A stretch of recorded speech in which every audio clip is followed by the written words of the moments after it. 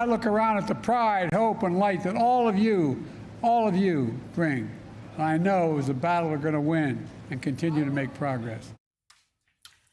President Biden visited the Stonewall National Monument in Manhattan ahead of this final weekend of Pride Month. He took the stage with Sir Elton John, along with artists, entertainers, and activists. All of this is to commemorate the 55th anniversary of the Stonewall riots, which are credited for galvanizing the LGBTQ plus rights movement. New York Governor Kathy Hochul also spoke, announcing new policy initiatives for LGBTQ people. While we may take those rights for granted here in the state of New York, and I'll tell you, as long as I'm governor, they will be enshrined in our laws and protected in our ERA this November. We literally moments ago signed into law legislation that ensures that those who have AIDS have all the support they need. We're going to continue that march toward progress. And New York's Governor Kathy Hochul joins us now. Greetings, Madam Governor. Good morning. Governor, good to see you. You were with the president day after his debate performance. Did you see anything that made you question the viability of his candidacy? Let me give you my perspective. Please. I've been an elected official for 30 years. I've served at every level of government, from town, county, Congress, and now statewide. I've been in countless debates with the intense scrutiny of the toughest media market in the country. You can have a rough night. You can have a bad night, but the morning after defines you. And what I saw less than 24 hours after the performance the night before was Joe Biden himself at his best, energetic, fully alert in conversation. We talked about some policies that were important afterwards. So one bad night does not affect 3.5 years of a stellar accomplishment. And I'm real excited about the next 4 years ahead as well. Governor, there's just a lot of noise within the Democratic Party now. And so it's important to have voices like yours and others that are trying to clarify. What are you hearing from other Democratic governors, members of your delegation for the House and Senate? Are they looking to ride or die with Joe Biden as Republicans are riding and certainly have killed themselves over Donald Trump? What are you hearing beyond just that New York event? I'll tell you something I've learned a long time ago, Michael. You tune out the chattering class, the inside the beltway. And I used to be in Congress. I know what this is all about. Editorial boards, everybody pontificating that they know the answers. I know the answers, and Americans know the answer.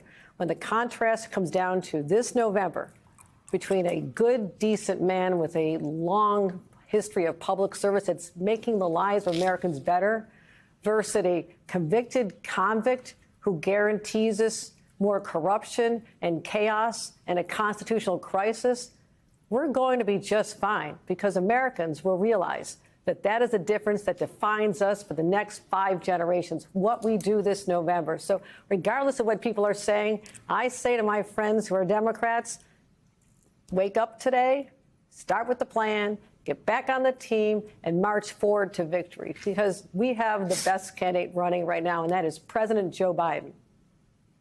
Governor, one of the issues that is definitely animating this election, and one of the reasons I have heard cited from a number of individuals as to why this is quite possibly one of the most important elections of our lifetime, has to do with the issue of abortion. And, the AP has reporting out, the headline talks about the anti-abortion movement is making a very big play to thwart citizen initiatives on reproductive rights. In New York, you moved very swiftly. The AP goes on to note that reeling from a string of defeats, anti-abortion groups and their Republican allies and state governments are using an array of strategies to counter proposed ballot initiatives intended to protect reproductive rights or prevent voters from having a say in the fall elections. How secure is access to, women's ability to make decisions about their own body? How secure is that protection in New York, given the climate that we are currently in? Well, as the first woman governor, I can tell you this. These are rights that my mother's generation fought for, my generation took for granted, my daughter's generation has lost, and my granddaughter's generation deserves to have them back. So this is deeply personal as the birthplace of the women's rights movement here in New York. So we are enshrining these rights this November on the ballot in our own Equal Rights Amendment, where we're allowing voters to write on making sure these rights are enshrined in our state's constitution. And every time there's been a ballot initiative regarding abortion rights across this country, even in red states, when Americans have the choice, they want the right to have an abortion. It is a fundamental right of a woman to determine what happens to your body. And as the stories of young girls, teenagers, having to endure having to go through childbirth, who may have been raped, who've been victimized themselves, what kind of cruel society have we become when that is tolerated in a single state? So what Donald Trump said as he was spewing out a volcano full of lies through the night, what struck me the most was when he said that the majority of Americans want to lose the right to choose. Because of what he did while he was in office, 1 out of 3 American women right now have lost the right to make that decision for themselves. So we know, and I say this, those who forget the past are doomed to repeat it.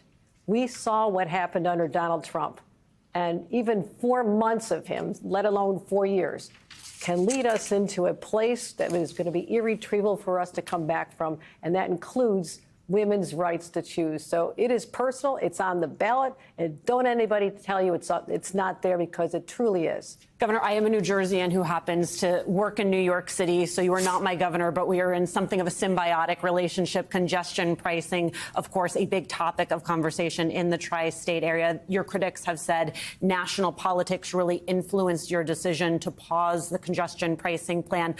I want you to respond to that, but also under which conditions you would reconsider that pause. What I did was simply recognize that New Yorkers and people in this region have been hard hit by inflation. The cost of everything's going up. We're still trying to get people back after the pandemic. We're not fully there yet. And I don't want to set back to our recovery from people who say, I don't want to pay $15 more a day. I'll just work remotely. That'll be devastating for us. So I put the brakes on. I said it's a temporary pause, but you play into politics. I'm just that old school Democrat who listens to the little guy, hardworking people who just want a break, and that's what we did. Even the people who wanted to see investments in city infrastructure, including public transportation. I will say this as well. We have a system that's 106 years old. We have made billions of dollars of investments. I'm continuing to announce even more. Nothing that was on the drawing books is going to be delayed. We'll make sure it gets done. But we've been able to fund this without congestion pricing. It is a vehicle. It is one of a number of vehicles. So we are having this on pause. I'm in conversations with the leaders of the legislature. We can talk about how to fund this, but every project that matters to New Yorkers will be accomplished. Governor Hochul, thank you so much for being with us. Hey there, MSNBC fans. I'm Luke Russert, and be sure to join me, Rachel Maddow, Jen Psaki, Lawrence O'Donnell, Steve Kornacki, Joy Reid, and many more September 7th in Brooklyn, MSNBC Live Democracy 2024. Click on the link for ticket information. We will see you there.